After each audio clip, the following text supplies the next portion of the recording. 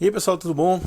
Para quem não me conhece, meu nome é Bruno Machado, eu sou médico por profissão, mas sou professor de Física e Química por paixão, sou professor da Alquimia. Ah, Você vai acompanhar hoje o primeiro capítulo de uma série, né? Na verdade, a ideia foi essa, que parecesse uma série, para que você pudesse ir consumindo aos poucos. Tá? É o primeiro capítulo de uma série de 5 capítulos.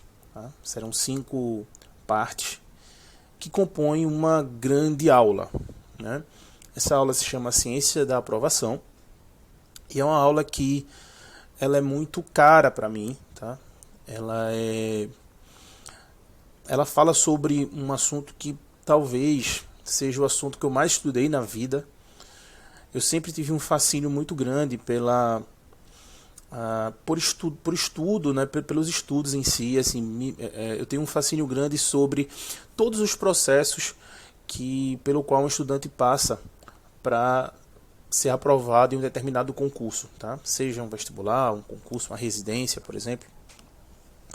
E essa aula ela foi evoluindo com o passar do tempo, apesar dela sempre se chamar a ciência da aprovação há mais de 10 anos, mas ela mudou muito.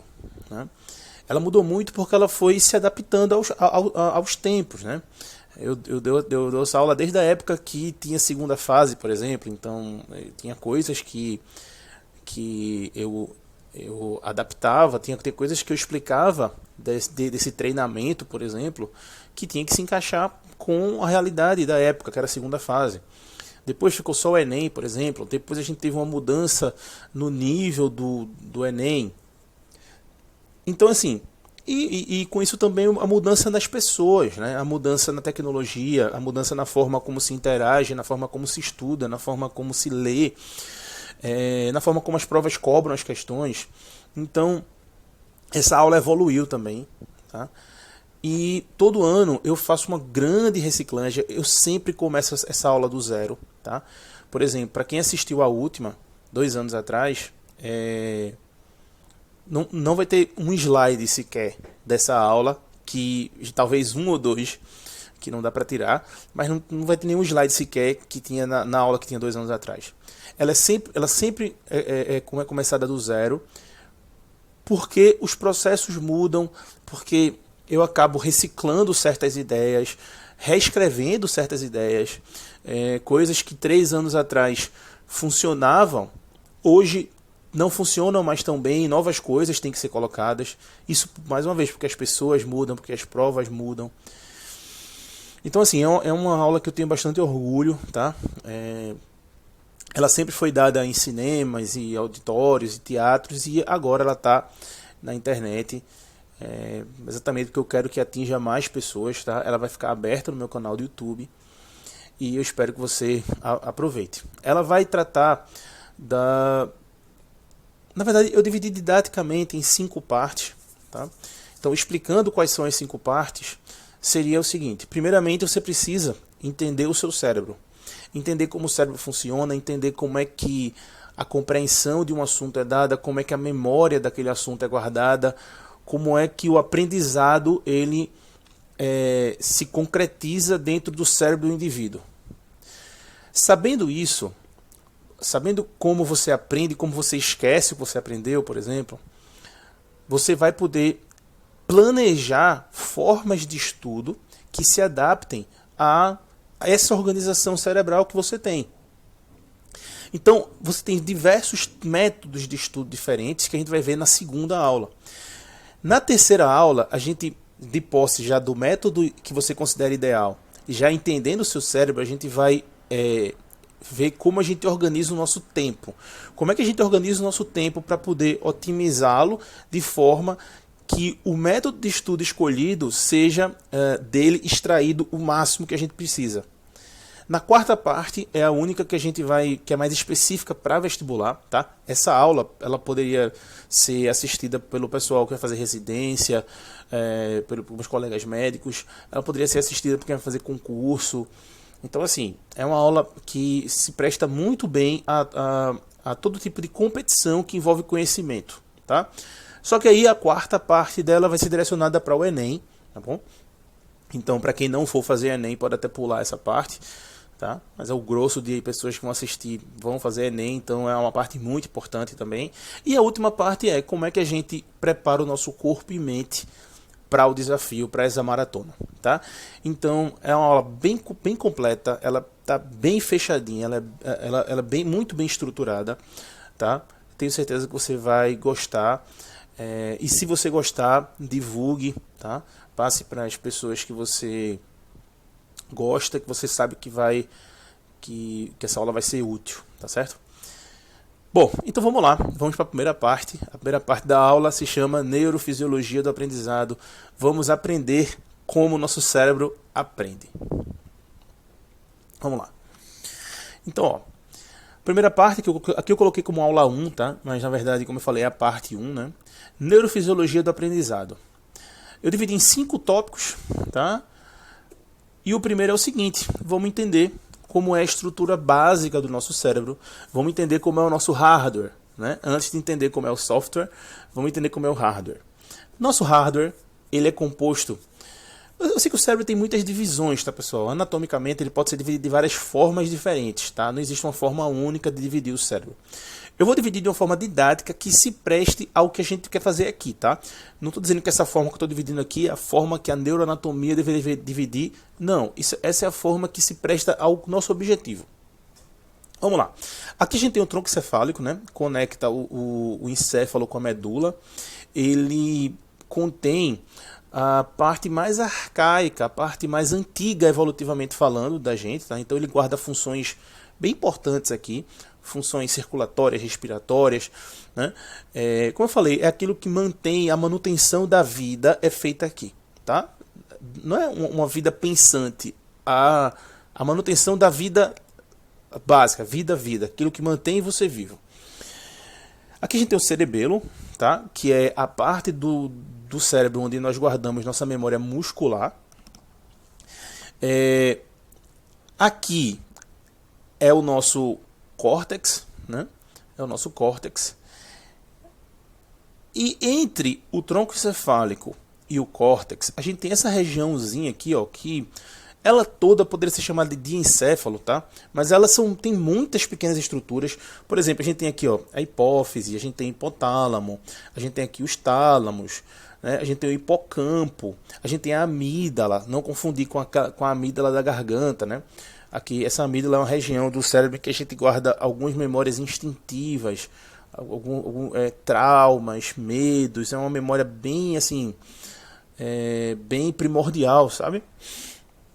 E, bom, essa região aqui de encéfalo, ela faz meio que uma transição ali, né?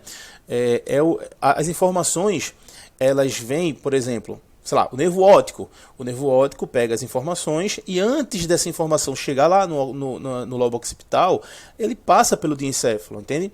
Do cheiro, ou seja, o nosso corpo, ele é programado com certos equipamentos que captam informações, né, através dos nossos sentidos. Essas informações passam pelo diencéfalo e no diencéfalo essas informações são meio que escolhidas. Quais informações vão para o córtex para serem mais definitivas e quais informações serão recicladas, simplesmente vão ser recicladas, não, vão ser eliminadas. Imagine se toda a informação que você coleta num dia, por exemplo, fosse armazenada no córtex. Você teria que ter uma cabeça não sei quantas vezes o tamanho. Tá? Então, até para proteger a integridade do nosso córtex, para manter a quantidade de ligações sinápticas num nível que caiba dentro do seu cérebro, né, a gente não pode fazer com que toda a informação seja guardada. Então, uma função primordial do nosso do diencéfalo, de estruturas do diencéfalo, como o tálamo, por exemplo, é nessa escolha do que é que vai para o córtex ou não. Mas, Bruno, a nossa consciência, o nosso pensamento mais abstrato, aquilo que nos faz humanos, não está no córtex. Então como é que o tálamo, que é uma coisa mais primordial, como é que ele escolhe qual memória deve ser guardada ou não? Veja, pessoal, a escolha não é consciente. Entendeu? Não é uma escolha consciente. Não é assim, o seu tálamo vai pensar, não, essa aqui é uma boa para guardar. Não. Na verdade, isso tem a ver com a estrutura do cerebral mesmo, a forma como a informação é guardada. O jeito de como a informação é guardada nos entrega o que a gente precisa fazer para que mais informações sejam guardadas ou para que as informações importantes sejam guardadas. Tá? Então, daqui a pouco, a gente vai vendo como é que essa informação é guardada, como é que essa memória é criada, tá? Até para a gente poder assim, conseguir trabalhar com ela, né? Tipo assim, meio que a gente tentar de alguma forma conscientemente escolher que informações são mais guardadas ou não. Afinal de contas, é isso que você faz quando você estuda também, né? Quando você estuda, tem algumas informações que você acabou de ver ali que você quer memorizar, né? Aí é por isso que não é um processo 100% consciente, tá ligado? Não é assim, tipo, eu acabei de descobrir qual é a data de tal guerra, não sei o que lá. Eu preciso decorar isso. Aí você vai lá e pum, decora. Não é assim, né? E você vai entender durante essa primeira aula o porquê que não é assim, né? E o que é que você precisaria fazer para poder guardar uma informação como essa. Vamos lá. Bom, as sinapses são conexões entre neurônios, tá? Eu não vou aqui falar termos muito técnicos, mas eu tenho que falar, sei lá, o básico, né? Você sabe que os neurônios, eles têm lá os seus dendritos e seus axônios, né?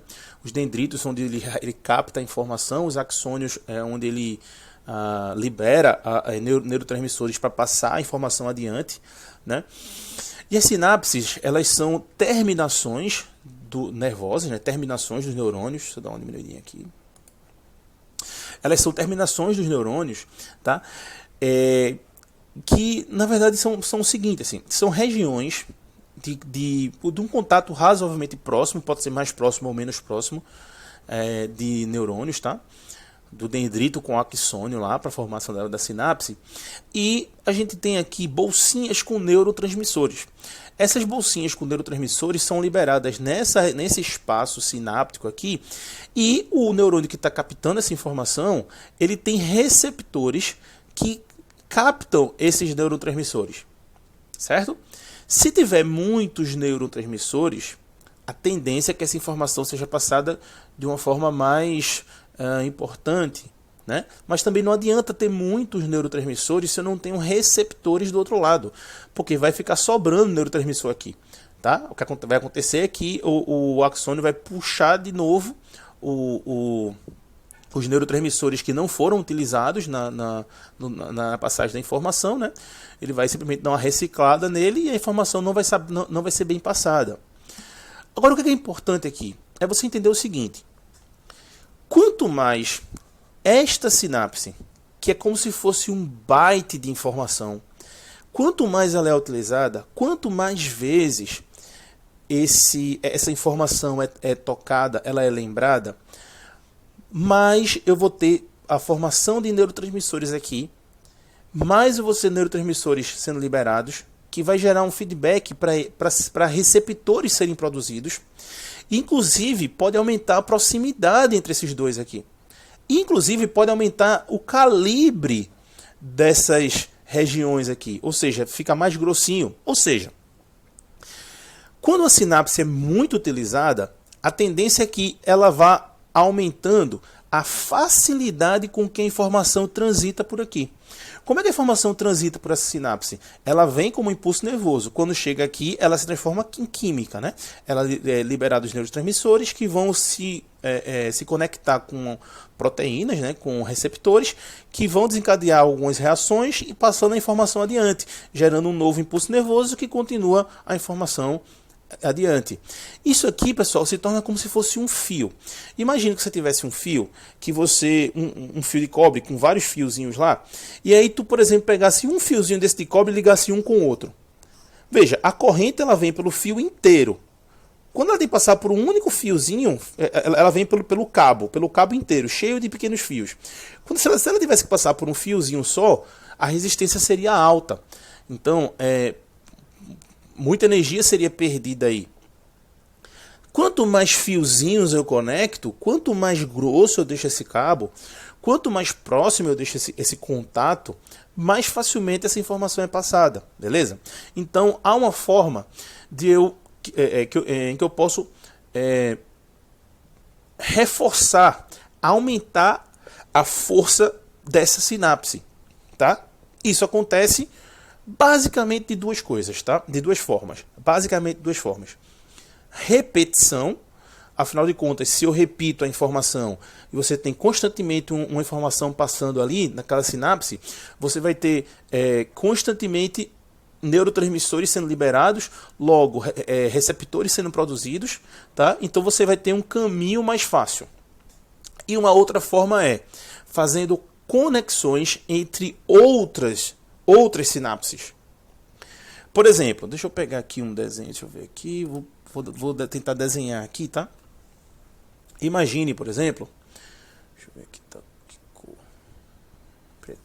Imagine, por exemplo, que eu tivesse aqui, ó, aqui, vamos supor que aqui é um neurônio, tá? E aí aqui, por exemplo, tem uma sinapse, tá? Ele vai fazer uma sinapse aqui, ó. Beleza?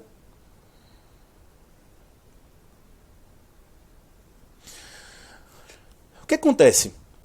Se, por exemplo, essa sinapse ela pode acontecer com um neurônio e um neurônio, mas também poderia ser o seguinte, ó, poderia ter outro neurônio aqui compartilhando a mesma sinapse. Eu poderia ter outro neurônio aqui, ó, compartilhando a mesma sinapse. Quanto mais neurônios eu tiver compartilhando a mesma sinapse, mais eu vou ter neurotransmissores sendo liberados nessa região. A tendência é que essa região gere um caminho mais fácil de passagem, até porque, pensa comigo, aqui eu tenho várias informações, inclusive chegando ao mesmo tempo. Então a tendência é que haja um aumento na facilidade com que isso aqui é passado, tá? Como se esse cano ficasse aqui mais grosso para passar com mais facilidade. Então, pensa comigo, uma sinapse que é muito usada, ela tende a ter sua conexão mais forte. Uma sinapse pouco conectada, pouco usada, ela tende a com o tempo morrer. Inclusive, tem células no nosso corpo cuja função é fazer uma coisa chamada poda neuronal. O que é poda neuronal? Ela chega aqui e faz o seguinte, por exemplo, esse neurônio está vindo de uma região do cérebro, aqui, tá? Por exemplo, tá? Esse aqui está vindo de uma outra região do cérebro, esse aqui está vindo de uma outra região do cérebro, por exemplo. Oh, shit. E agora? Onde aqui tá? Aqui. Pronto. Aqui vem de uma região do cérebro, aqui vem de outra região do cérebro, aqui vem de outra região do cérebro. Vamos supor que essa região do cérebro está ativamente usando essa sinapse. Essa região está ativamente usando essa sinapse. Essa aqui não está.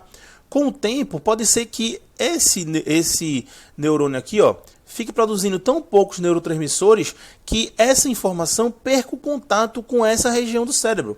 Por exemplo, vamos supor que você tem uma determinada memória antiga e essa memória você relaciona a um cheiro, a um gosto e ao visual, por exemplo. Pode ser que com o tempo você passe a esquecer o cheiro e o gosto e você só lembra do visual, por exemplo.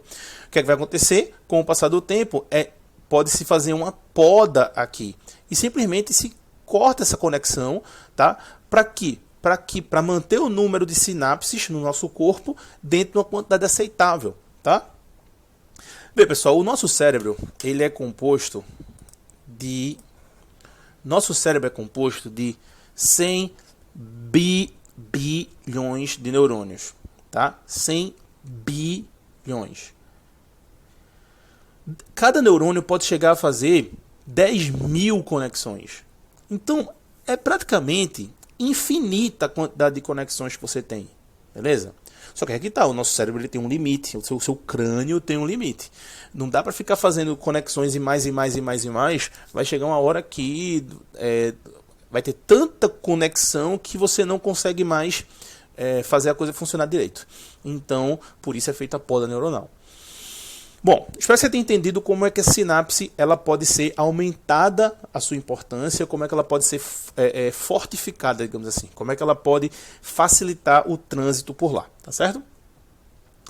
Bom, aqui, por exemplo, tem uma imagem, cadê? Aqui, por exemplo, tem uma imagem de um neurônio e você vê que ele faz muitas conexões, tá? Com regiões diferentes e tal. Bom, veja, não só a sinapse pode ser aumentada, seu contato, através de aumento da grossura dos canais, dos tubos, através do aumento de neurotransmissores, através do aumento de receptores, através da proximidade desses dois. Mas também os neurônios podem criar ramos. Veja, pessoal, a célula neuronal ela praticamente não se cria, ela praticamente não se multiplica, né? Uma vez morto o neurônio está morto. Mas ele pode criar axônios, ele pode criar conexões, ele pode criar novas sinapses. A toda hora isso está acontecendo. Por exemplo, aqui vamos supor que aqui é uma célula, aqui é uma, por exemplo, tá? Quanto mais for utilizada isso aqui e conectadas com diferentes áreas do cérebro, vai aumentando a quantidade de ramificações. Olha, a quantidade de ramificações aumentando, isso aumenta a força das sinapses. Por quê? Quanto mais conexões, lembre-se, é como se fossem vários caninhos despejando a água no mesmo lugar. Então o fluxo de neurotransmissores fica muito grande, reforçando a sinapse. Beleza? Bom, até agora está uma parada muito ciência, está uma parada muito fisiológica, é importante. Já a gente vai chegar em algo mais palpável, tá? Mas eu acho que você já está gostando do papo por enquanto. Bom, esses neurotransmissores, eu não vou entrar muito assim, né? Mas, desculpa porque está em inglês, tá? Não achei uma figura boa em português disso. Mas aqui eu quero mostrar o seguinte. De todos os neurotransmissores, a gente tem vários neurotransmissores, né? GABA, acetilcolina, glutamato, endorfinas, adrenalina, noradrenalina. Mas aí chama atenção esses dois aqui, ó, dopamina e serotonina. Dopamina e serotonina são dois neurotransmissores que são muito utilizados em sinapses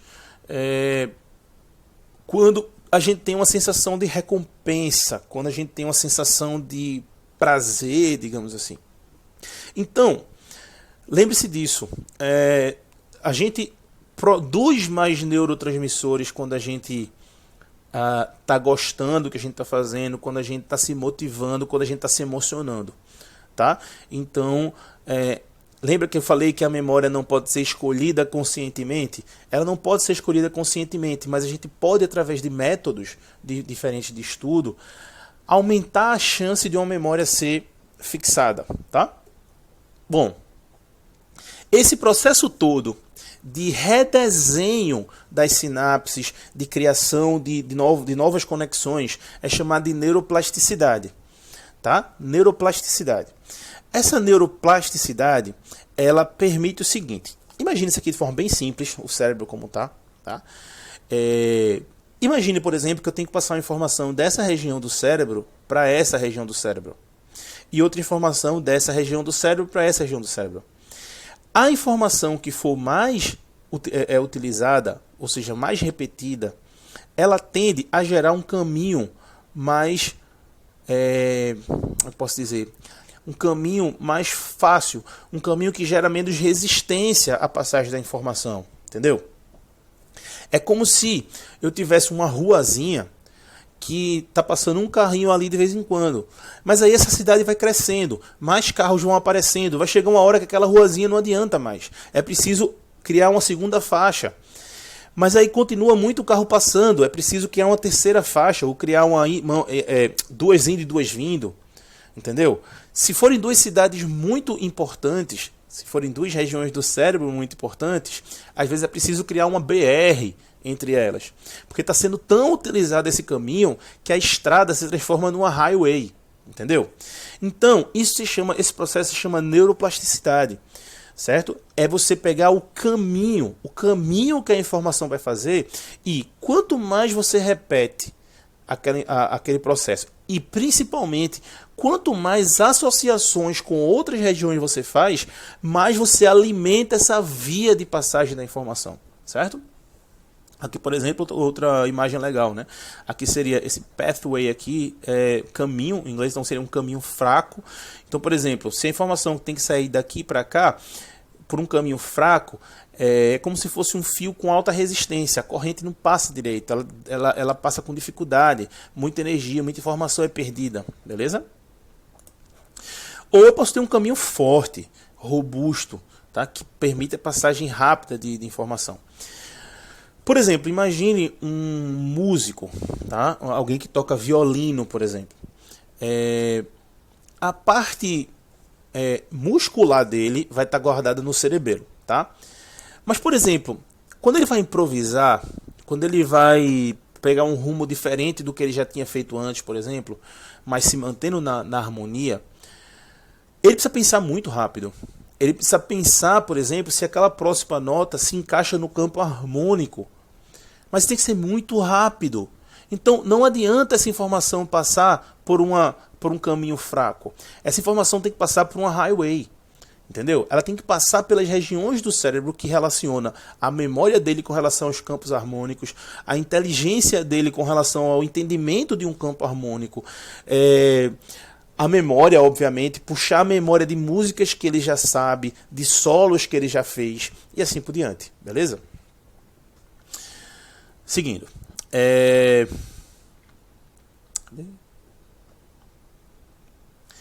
Bom, então, sabendo disso, para uma pessoa que vai fazer um concurso, ela precisa saber trabalhar basicamente duas coisas. Ela precisa da memória, reter a informação que ela acabou de aprender, e ela precisa ter a compreensão sobre alguma coisa que ela não tem memória sobre aquilo ainda. Como assim, Bruno? Não entendi. Presta atenção. Se eu mostro para você, por exemplo, esse gráfico aqui. Muitos alunos, eles pensam assim. Imagine que um gráfico desse caísse na prova, tá? Muitos alunos, o gráfico bate o olho e faz: ih, nunca vi isso na vida, meu Deus do céu, e agora? Eu não estudei isso, meu professor não deu isso. Vê, pessoal, teu professor não precisa ter dado exatamente o mesmo gráfico que vai cair na prova, né? Por quê? Ele precisa dar para você as ferramentas para você analisar o gráfico, mesmo sem ter visto ele antes. Por exemplo, aqui eu posso analisar o seguinte. Aqui ele fala número de casos na ordenada e tempo a partir do primeiro caso em um país. Então ele está relacionando o número de casos com o tempo. Aqui, por exemplo, ele fala que quando o tempo é pequeno, né, e muitos casos acontecem, aqui ele está falando no contexto da pandemia, o que é que vai acontecer? Se você não tem medidas de controle e as pessoas se conectam muito, elas se encontram muito, o vírus vai se espalhar muito rapidamente, muitas pessoas vão se infectar, muitas pessoas se infectando, você vai ter um número de casos absurdo que o sistema de saúde não vai dar conta. Então pessoas vão morrer por falta de assistência. Não é porque a doença mata muito, mas é porque ela pegou em muita gente ao mesmo tempo. Aí ela acaba matando muito. Se você tem medidas de controle, a mesma quantidade de pessoas pode pegar a doença, só que espalhada no tempo. A mesma quantidade de pessoas pegando a doença, só que espalhado no tempo, o que é que vai acontecer? Isso não vai lotar o sistema de saúde do país. Então é melhor que se tenha medidas de controle. Veja, eu não precisei ter visto esse gráfico antes para poder analisar. O gráfico, eu raciocinei para poder chegar nele. O que acontece? Concursos públicos, por exemplo, usam muito de memória. Prova da UAB, prova de residência, né, para meus colegas médicos aí, prova de residência tem muito decoreba, muita coisa para decorar. Então, para quem vai fazer esse tipo de prova, é preciso escolher um método de estudo que seja mais voltado para a memória. Mas quem vai fazer vestibular, a memória não é muito usada. A compreensão é mais usada. O raciocínio é muito mais usado, tá? Do que a memória. O Brasil, ele é um país em que ocupa sempre os últimos lugares nas provas de educação mundiais e tal. Por quê? Porque o aluno brasileiro, ele estuda para a prova, né? O aluno brasileiro tinha um professor que ele até faleceu acho, em 2015, chamado Pierluigi Piatti, que ele tinha várias palestras no YouTube, inclusive falando sobre aprendizado e tal. E aí ele falava exatamente isso, que como o aluno brasileiro estuda para a prova, o aluno brasileiro está praticamente quase sempre usando só memória. Ele não está usando raciocínio e compreensão do assunto, do que ele está estudando. Mas para o Enem, para uma prova de residência, para um concurso público, que muitas vezes você nem sabe quando é o edital, não adianta. Porque você não tem nem espaço no teu cérebro para absorver tanta memória de forma a longo prazo. Entende? Você precisa ter compreensão. Você precisa decorar aquilo que é essencial, mas principalmente saber raciocinar em cima. Entende? Bom, como eu falei, em alguns concursos você usa mais raciocínio, em alguns concursos mais memória. Mas obviamente nos dois você usa os dois, né? A memória, ela pode ser dividida entre duas partes, em dois tipos. A gente tem uma memória de trabalho, que é aquela memória de curto prazo, e a gente tem uma memória de longo prazo, que é aquela memória do córtex, né? Lembrando aquele primeiro slide que eu mostrei, é como se fosse o diencéfalo, fosse onde eu processo a memória de trabalho, a memória de curto prazo, e o córtex, a memória de longo prazo. O diencéfalo recebe todas as informações, transforma isso em memória de curto prazo e descarta essas memórias. As memórias que sejam mais importantes, que venham com mais carga emocional, com mais carga motivacional, com mais repetições, ele guarda essa memória lá no córtex, afinal de contas você vai precisar dela no futuro, né? Acontece que essa memória de trabalho, ela, de uma forma, a evolução escolheu assim, você acaba esquecendo muita coisa. E com isso você acaba esquecendo muita coisa do que você estudou, inclusive. Um cientista chamado Ebbinghaus, ele, há mais de 100 anos atrás, ele fez um teste. Ele pegava alguns voluntários e ele mostrava umas cartas e tal, com algumas imagens, e a pessoa tinha que decorar aquilo. E aí ele, depois de um dia, ele perguntava de novo, e depois de 2 dias de novo, e depois 3 dias de novo. E ele ficava anotando quantas cartas as pessoas tinham decorado e quantas elas esqueciam com o passar do tempo. E aí ele chegou nesse gráfico aqui, que é um gráfico bem conhecido, é o famoso curva de esquecimento. A curva de esquecimento mostra o seguinte: aqui na ordenada ele mostra a retenção de memória, e aqui com o passar dos dias. Por exemplo, ele mostra que após um dia, a sua retenção é em torno de 50% de tudo que você viu. Em um dia você praticamente esqueceu metade do que você estudou. Mesmo com uma boa técnica de estudo, tá, pessoal? A técnica de estudo ajuda nisso, mas não resolve. Com 2 dias você retém cerca de 1/4, 1/3. Com 3 dias tu retém 1/5. Com 4 dias tu retém 1/6, basicamente, que você estudou. Com uma semana tu perdeu praticamente tudo que tu estudou. Isso ele provou, isso ele fez um estudo para mostrar. Como é que a gente vence essa curva? Como é que a gente evita o esquecimento? Bom, Ebbinghaus também estudou isso. E aí ele chegou nessa curva aqui. Essa curva é como se fosse a luta contra o esquecimento, tá? Aqui, por exemplo, ele mostra o seguinte, que quando você aprende a primeira vez, a tendência é que no primeiro dia você já tenha uma perda grande, né, da quantidade de memória. E essa perda ela vai caindo drasticamente nos dias seguintes, tá?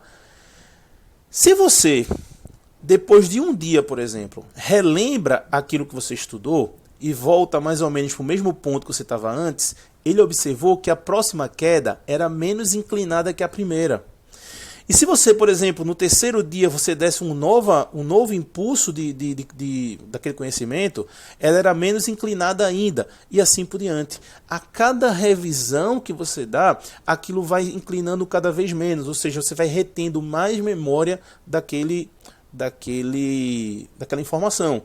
O que faz sentido total, pessoal, porque na primeira lida, basicamente a memória ela é a memória de trabalho. Ela é para ser esquecida. Quando você dá essa segunda revisada aqui, essa primeira revisada, você já está dizendo para o teu diencéfalo lá, bicho, chegou de novo a mesma informação. Ó. Manda essa bexiga para o córtex. Quando chega a terceira, ele já mandou para o córtex. A informação chega lá de novo, usa a mesma sinapse. Essa sinapse vai se encorpando. A tendência de você ir lá e cortar essa sinapse é bem menor. Entende? Bom, isso posto, a gente... deixa eu só ficar aqui na tela principal. Isso posto, espero que você agora tenha entendido como nós aprendemos, né? Entendido a fisiologia do aprendizado. E assim, na próxima aula, na próxima parte, a gente vai estudar métodos de estudo. Os métodos de estudo vão exatamente tentar burlar esse esquecimento, tentar reforçar essas sinapses, ou seja, a gente vai usar do nosso conhecimento para afetar na nossa neuroplasticidade, beleza?